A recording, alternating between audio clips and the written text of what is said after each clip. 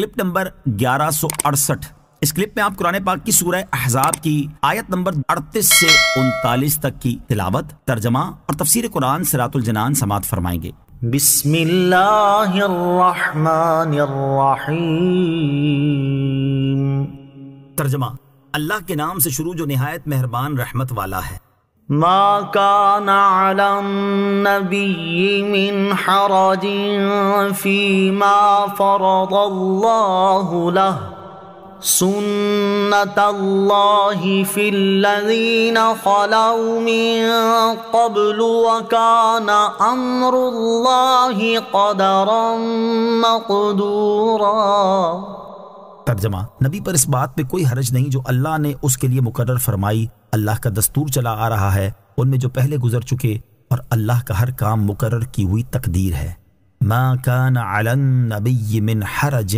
فيما فرض الله له، نبی پر اس بات میں کوئی حرج نہیں جو اللہ نے اس کے لیے مقرر فرمائی۔ ارشاد فرمایا کہ اللہ تعالیٰ نے اپنے حبیب صلی اللہ تعالیٰ علیہ وسلم کے لیے جو حلال فرمایا اور انہیں منہ بولے بیٹے زید بن حارثہ کی طلاق یافتہ بیوی سے نکاح کرنے کا جو حکم دیا، اس پر عمل کرنے میں میرے حبیب صلی اللہ تعالیٰ علیہ وسلم پر کوئی حرج نہیں، اور زیادہ شادیاں کرنا کوئی انوکھی بات نہیں، بلکہ نبی کریم علیہ السلام سے پہلے تشریف لانے والے انبیاء کرام میں بھی اللہ تعالیٰ کا یہ دستور رہا ہے کہ ان کے نکاح کا معاملہ اللہ تعالیٰ نے اپنے اختیار میں رکھا، اور انہیں نکاح کے معاملے میں امتیوں سے زیادہ وسعت عطا فرمائی، اور اس سلسلے میں انہیں خاص احکام دیے ہیں۔ کثرت ازواج کا ایک اہم مقصد، یاد رہے کہ سید المرسلین صلی اللہ تعالیٰ علیہ وسلم کا ایک سے زیادہ شادیاں فرمانا معاذ اللہ تسکین نفس کے لیے ہرگز نہیں تھا، کیونکہ اگر آپ کی شخصیت میں اس کا ادنا سا شائبہ بھی موجود ہوتا تو آپ کے دشمنوں کو اس سے بہتر اور کوئی حربہ ہاتھ نہیں آ سکتا تھا جس کے ذریعے وہ آپ کے خلاف پروپیگنڈا کرتے۔ آپ کے دشمن جادوگر، شاعر، مجنون وغیرہ الزامات تو آپ پر لگاتے رہے،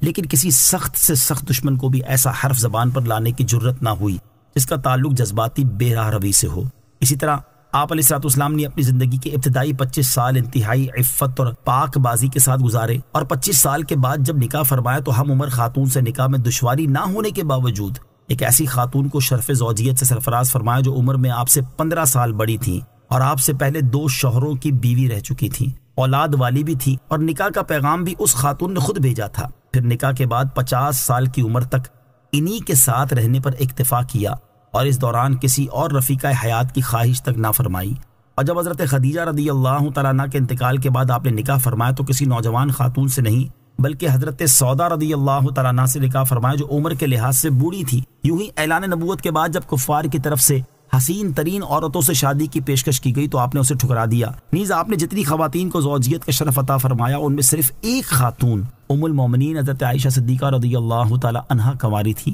بقیہ بیوہ یا طلاق یافتہ تھی۔ یہ تمام شواہد اس بات کی دلیل ہیں سید المرسلین علیہ السلام کا ایک سے زیادہ شادیاں فرمانا تسکین نفس کے لیے ہرگز نہ تھا، بلکہ آپ کے اس طرز عمل پر انصاف کی نظر سے غور کیا جائے تو ہر انصاف پسند آدمی پر یہ واضح ہو جائے گا کہ کثیر شادیوں کے پیچھے بے شمار ایسی حکمتیں اور مقاصد پوشیدہ تھے جن کا متعدد شادیوں کے بغیر پورا ہونا مشکل ترین تھا۔ یہاں اس کا ایک مقصد ملاحظہ ہو، خواتین اس امت کا نصف حصہ ہیں، اور انسانی زندگی کے ان گنت مسائل ایسے ہیں جن کا تعلق خاص طور پر عورتوں کے ساتھ ہے، اور فطرتی طور پر عورت اپنی نسوانی زندگی سے متعلق مسائل پر غیر محرم مرد کے ساتھ گفتگو کرنے سے شرماتی ہے۔ اسی طرح شرم و حیا کی وجہ سے عورتیں ازدواجی زندگی، حیض، نفاس اور جنابت وغیرہ سے متعلق مسائل کھل کر رسول اکرم علیہ السلام کی بارگاہ میں پیش نہ کر سکتی تھیں، اور حضور پرنور علیہ السلام کا اپنا حال یہ تھا کہ آپ کنواری عورت سے بھی زیادہ شرم و حیا فرمایا کرتے تھے۔ ان حالات کی بنا پر نبی پاک علیہ السلام کو ایسی خواتین کی ضرورت تھی جو انتہائی پاک باز،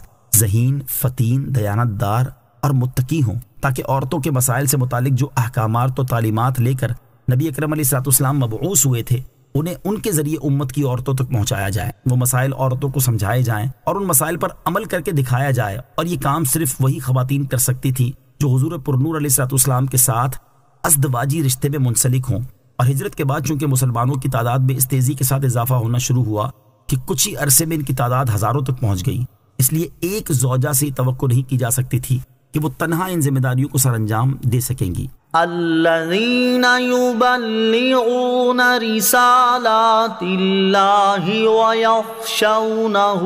ولا يخشون أحدا إلا الله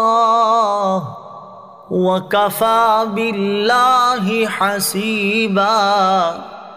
ترجمہ، وہ جو اللہ کے پیغامات پہنچاتے ہیں اور اس سے ڈرتے ہیں اور اللہ کے سوا کسی کا خوف نہیں کرتے، اور اللہ کافی حساب لینے والا ہے۔ الذین یبلغون رسالات اللہ، وہ جو اللہ کے پیغامات پہنچاتے ہیں۔ اس آیت میں انبیاء کرام علیہ الصلوۃ والسلام کا وصف بیان فرمایا گیا کہ وہ اللہ تعالیٰ کے پیغامات بندوں تک پہنچاتے ہیں اور اپنے ہر عمل میں اس سے ڈرتے ہیں، اور وہ اللہ تعالیٰ کے سوا کسی کا خوف نہیں کرتے، اور اللہ تعالیٰ کے احکام پر عمل کرنے میں کسی کی ملامت کی پرواہ نہیں کرتے۔ جیسے یہاں حضرت زینب سے نکاح کے معاملے میں سرکار دو عالم علیہ الصلوۃ والسلام نے حکم الہی پر ہر خوف و اندیشے کو دل سے نکال کر حکم خدا پر عمل کیا، اور اللہ تعالیٰ کی شان یہ ہے کہ وہ اپنی مخلوق کے اعمال کو محفوظ فرمانے اور لوگوں کا حساب لینے کے لیے کافی ہے، تو اسی سے ہر ایک کو